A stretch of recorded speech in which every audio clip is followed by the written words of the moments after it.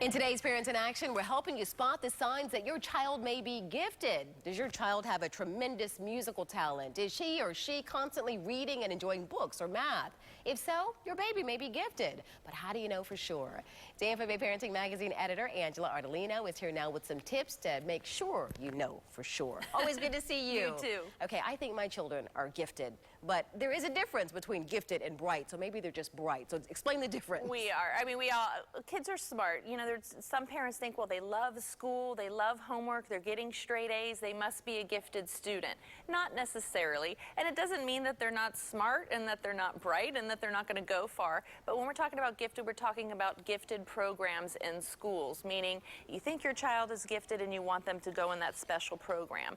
And it's very interesting how it goes about. You got to be tested. You have to screen your child. But if you think your child is gifted, some things that you may see different is that they get along with older, they want to hang out with adults and have conversations with adults.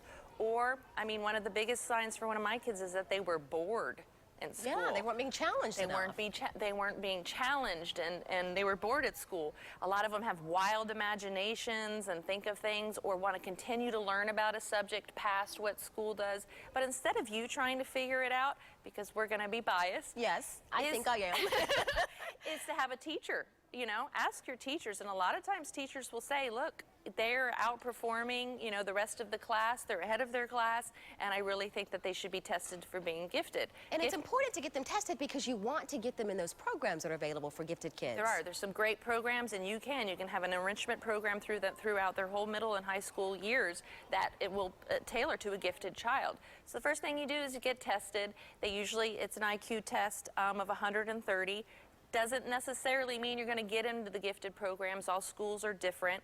But yeah, you can either get a test through the school or through a private practice like a psychologist or something like that. And then you go from there. Then, once you figure that out and your child makes it, one of the things that happened to me is I had a lazy gifted child. Meaning they got used to... Yeah. I mean, she never opened a book, she never studied, she just learned it quickly, and so then she had to work, so make sure that their maturity level is up there and make sure that they're ready to know that they're going to work a lot harder and have homework now. So you have to which prepare they may them enjoy. for that, right? Yeah, and they may enjoy it. But just be prepared that just because you're now getting in there, they're not used to it. So I even remember mine going, well, it seems like a lot of work. And I was like, wow, okay. Maybe we should have done this earlier. But yeah, pay attention to that to make sure that they are successful. Maybe start in middle school with 1 or 2, or you could even wait till high school when it really counts. Always great advice. Thanks. Thank you, Angela. And Angela's going to be back with us next week. She'll share some of her favorite March events in the Bay Area. If you missed any of her points or you want to share the information with another parent, go to abcactionnews.com. You can also find help with a variety of parenting issues at tampabayparenting.com.